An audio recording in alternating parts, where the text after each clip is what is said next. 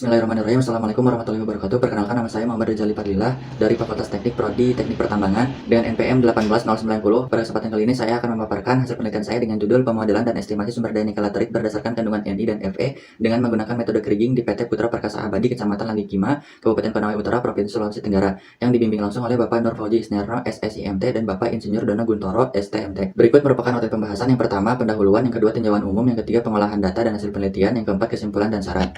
Latar belakang: dengan adanya cut-off grade Ni, maka pemodelan dan estimasi sumber daya penting dilakukan untuk mendapatkan model blok sumber daya Ni. Distribusi kadar Ni yang tidak merata, maka penambangan dilakukan secara selective mining mengacu pada blok model yang sudah dipetakan untuk memenuhi cut-off grade Ni. Berdasarkan hal tersebut memungkinkan adanya kadar Ni rendah dan tinggi yang harus dioptimalkan. Karena jika hanya mengambil kadar Ni di atas cut-off grade, kadar Ni di bawah cut-off grade tidak termanfaatkan. Identifikasi masalah: perlu dilakukan penafsiran potensi sumber daya nikel laterit dan sebaran kadar di daerah penelitian. Perlu dilakukan pengelompokan sumber daya berdasarkan distribusi kadar Ni dan Fe. Perlu adanya optimasi sumber daya nikel agar kadar Ni di bawah cut-off grade masih bisa dimanfaatkan. Batasan masalah: estimasi sumber daya dilakukan di daerah blok north dan blok south dan hanya mengestimasi variabel Ni dan Fe. Estimasi kadar Ni menggunakan analisis statistik dengan metode kriging. Syarat kadar Ni memenuhi cut-off grade untuk kebutuhan blending yang telah ditentukan. Tujuan penelitian: mengetahui distribusi kadar Ni pada lokasi penelitian, mengetahui cut-off grade Ni yang masih bisa dimanfaatkan untuk keperluan blending, mengetahui sumber daya nikel laterit yang memiliki nilai kadar Ni sesuai dengan cut-off grade Ni yang memenuhi kebutuhan pada proses blending. Selanjutnya, metodologi penelitian. Data didapatkan dari hasil kegiatan eksplorasi rinci yang dibuat dalam satu database. Yang selanjutnya dilakukan verifikasi dan validasi data antara data bor dan data elevasi.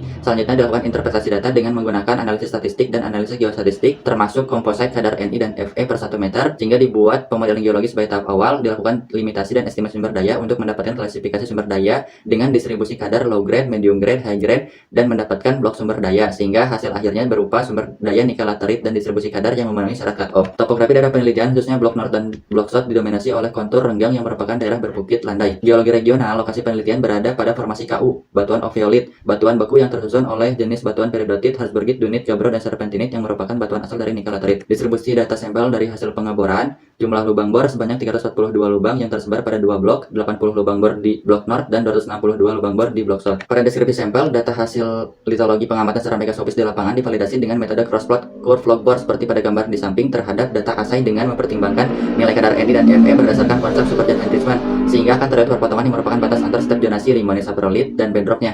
Analisis deskriptif dilakukan untuk mendapatkan distribusi secara statistik karena pada metode estimasi yang digunakan, yaitu kriging, memiliki ketentuan dalam menggunakan jenis kriging, yaitu jika distribusi normal maka jenis kriging yang digunakan adalah simple kriging, dan jika tidak terdistribusi normal maka kriging yang digunakan adalah ordinary kriging. Berikut merupakan ada klasifikasinya dengan nilai koefisien variasi lebih kecil dari sama dengan 0,05 itu disebut dengan distribusi normal. Berikutnya histogram dan probability plot. Berdasarkan histogram yang telah dibuat, data menunjukkan distribusi tidak normal dikarenakan adanya outlier dan memiliki kemencengan, yaitu dengan nilai skewness 0,67 untuk blok north dan 0,51 untuk blok south. Begitupun dibuktikan dengan probability plot. Di blok north menunjukkan distribusi titik tidak tersebar searah garis linear, namun memiliki penyebaran relatif searah. Komposit dijustifikasi biasanya berdasarkan kedalaman per contoh, ketinggian single bench, penambangan, tinggi blok model, lain-lain sebagainya. Dalam penelitian ini, komposit data kadar dibuat dalam 1 meter disesuaikan dengan tinggi model yang akan dibuat dengan persamaan seperti pada rumus yang tertera, dan berikut merupakan tabel hasil dari perhitungannya.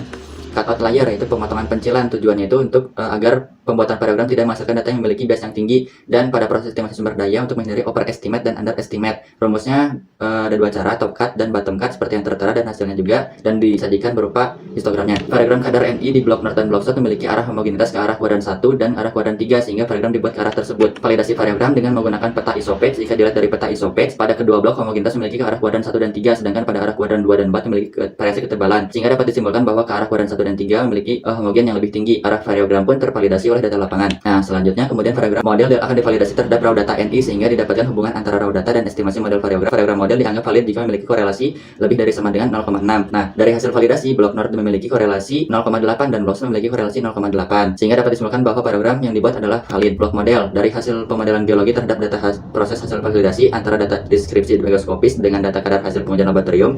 Di kedua blok didapatkan litologi antara lain limonite, saprolite, dan bedrock. Berikutnya estimasi dengan ordinary kriging. Ukuran blok dibuat 5x5x1 didasarkan pada 1/2 di antara titik bor karena mempertimbangkan topografi dan penyebaran nikel laterit. Adapun 1 meter didasarkan pada interval komposit kadar dan tinggi blok model. Sebelum melakukan modeling sumber daya, perlu terlebih dahulu menentukan batas syarat kadar Ni yang masih dimanfaatkan dengan persamaan matris ordinary kriging. Dapatkan cut off grade Ni-nya itu 1 0,6%. Model sumber daya nikel lateritnya berdasarkan klasifikasi dari kadar perhitungan nilai relatif kriging standar deviasi. RKSD merupakan nilai hasil perhitungan standar deviasi hasil kriging terhadap nilai estimasi kriging. Untuk mencari nilai RKSD dapat dihitung sebagai berikut. Didapatkan hasilnya itu berdasarkan klasifikasi Blackwell dapat dikategorikan ke sumber daya terukur. Rekapitulasi sumber dayanya berdasarkan kelas litologinya low grade, medium grade, dan high grade. Selanjutnya rekapitulasi sumber daya jika dilihat dari kadar rata-rata per blok, kedua blok memenuhi cut off grade NI. Kadar yang tidak memenuhi cut off masih bisa dimanfaatkan dan melakukan pencampuran atau blending dari kadar yang rendah terhadap kadar yang tinggi. Rekapitulasi sumber daya nikel laterit dengan skema blending. Ini merupakan peta distribusi kadar NI-nya. Rekapitulasi sumber daya nikel laterit dengan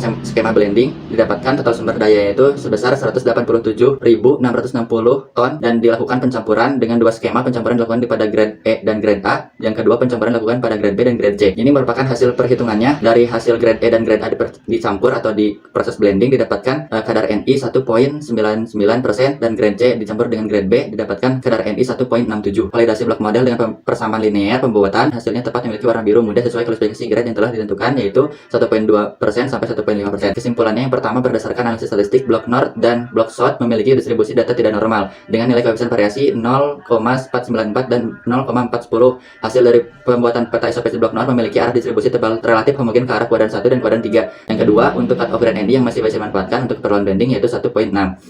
Yang ketiga, rekapitulasi sumber daya dari kedua blok memenuhi batas syarat kadar atau cut off yang masih sesuai dengan persyaratan untuk memenuhi kebutuhan blending, sehingga total sumber daya nikel laterit yang memenuhi kualifikasi cut off grade adalah 76.543 ton. Selanjutnya, saran melihat dari hasil estimasi atau pengolahan sumber daya dengan tiga jenis pengelompokan kadar NI simulkan dengan low, medium, dan high grade untuk mendapatkan sumber daya yang optimal ketika proses penambangan. Ketiga jenis sumber daya tersebut disarankan untuk dipisahkan stockpile-nya, sehingga disarankan untuk menambah titik eksplorasi di blok North ke arah barat laut. Semakin banyak titik eksplorasi, maka sumber daya nikel laterit yang tersisa akan semakin berkurang. Terima kasih. Wassalamualaikum warahmatullahi wabarakatuh.